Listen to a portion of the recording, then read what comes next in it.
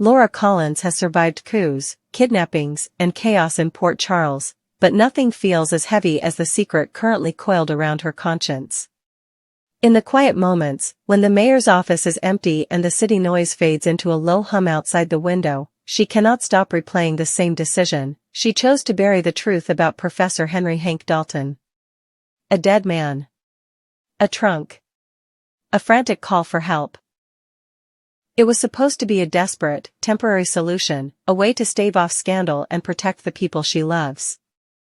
Now it feels less like a strategy and more like a trap that is slowly closing around her. The woman who built her legacy on transparency and moral courage has become the architect of a cover-up, and the realization gnaws at her with every breath. The paradox is brutal. Laura did not wake up one morning and decide to become the kind of leader who bends the law for convenience.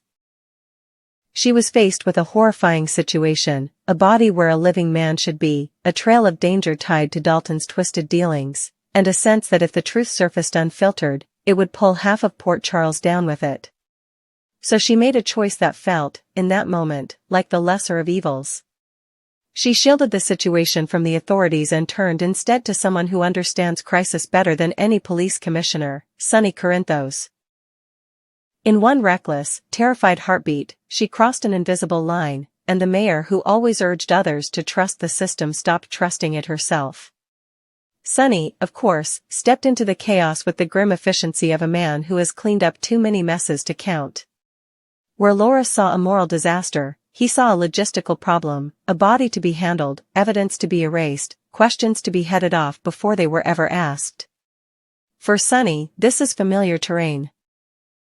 Secrets are his currency, and survival often depends on the ability to make inconvenient truths disappear. As Laura's guilt swells, Sonny counters it with cold logic. In his view, there is no room for remorse anymore, no space for second-guessing. They invited the darkness in the moment they hid Dalton's death from the authorities, now the only way out is through. That is the argument he repeats whenever Laura's voice trembles with doubt. They have already tampered with a crime scene, already ensured that law enforcement is operating in the dark. If she suddenly marches into a precinct and confesses, the fallout will not make her look noble, it will make her look corrupt. A mayor colluding with a mob boss to conceal a suspicious death is not a story of human error, it is the kind of scandal that can destroy careers, reputations, and the fragile sense of stability in Port Charles. Sonny paints the consequences vividly. Indictments, public outrage, political enemies seizing the moment to tear her down, and families shattered when the truth about Dalton's final hours is dragged into the light. Laura hears all of that, and on some level, she knows he is not wrong. They are not standing at the edge of a bad decision, they are miles past it. Every hour that passes with the truth locked away only deepens their complicity. Yet the same instincts that drove her into public service are screaming that this path is poisoned. She imagines the faces of the people who trust her, the citizens who believe that, no matter how dangerous the city becomes, their mayor will always be on the side of justice. She thinks of how many times she has preached accountability, urged others to do the right thing even when it is painful. Now, when it is her turn to face that same test, she has chosen secrecy. The hypocrisy cuts deeper than any legal risk. That is where the real conflict lives, not in a courtroom, but in Laura's soul. Sonny is not asking her to become someone else, he is insisting that the person she already chose to be in this moment must stay consistent. To him, backing out now is more dangerous than the initial sin. The first lie required panic and speed, the second would require deliberate betrayal of everything they've already done together.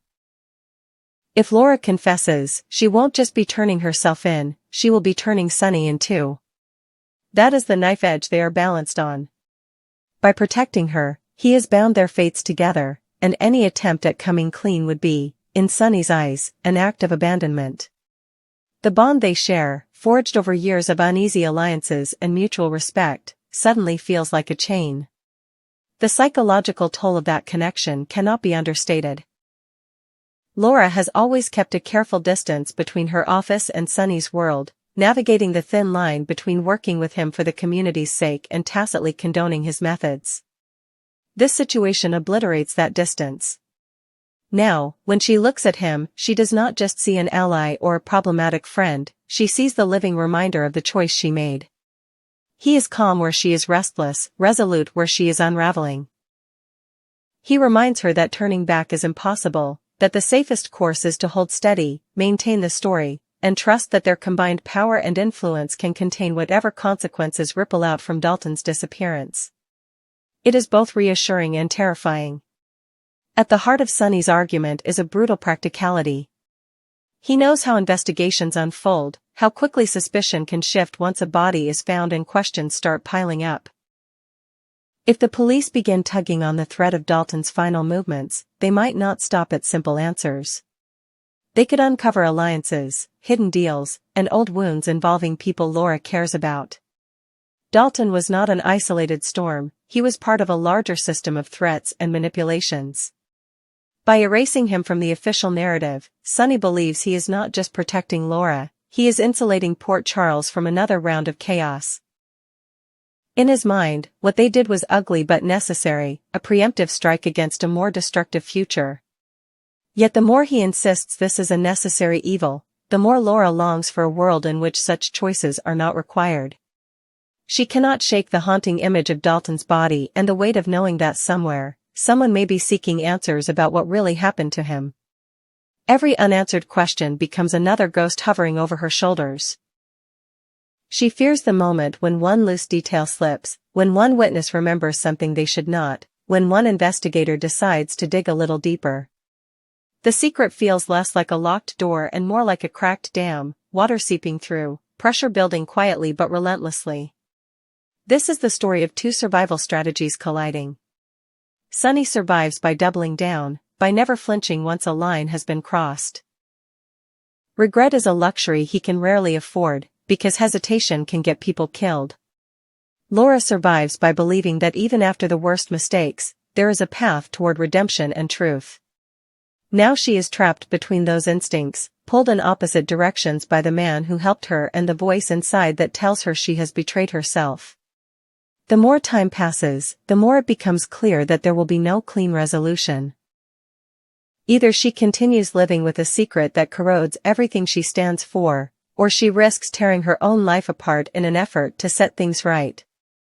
As Port Charles moves forward, unaware of the storm brewing at its core, the stakes quietly escalate. If the cover-up holds, Laura will keep her office, Sonny will keep his freedom, and Dalton's death will vanish into the shadows as if it never happened. But the cost will be paid in sleepless nights, in strained relationships, in the widening gap between who Laura is and who she pretends to be. If the truth emerges, the fallout could be catastrophic: public disgrace, legal consequences, and a city forced to reckon with the fact that its mayor chose secrecy over justice. Either way, there is no returning to the woman she was before she opened that trunk. That is what makes this chapter of their story so compelling and so tragic. It is not just about a body or a cover-up, it is about what happens when two powerful figures allow fear and loyalty to push them into the same moral corner. Sonny will continue to insist that they must stay the course, that survival depends on silence, that they have already crossed the Rubicon. Laura will continue to question whether protecting herself and those she loves is worth the slow erosion of her integrity. Between them lies a secret that could reshape the future of Port Charles the moment it escapes their control, and every heartbeat that passes makes that possibility feel less like a distant threat and more like an inevitable reckoning.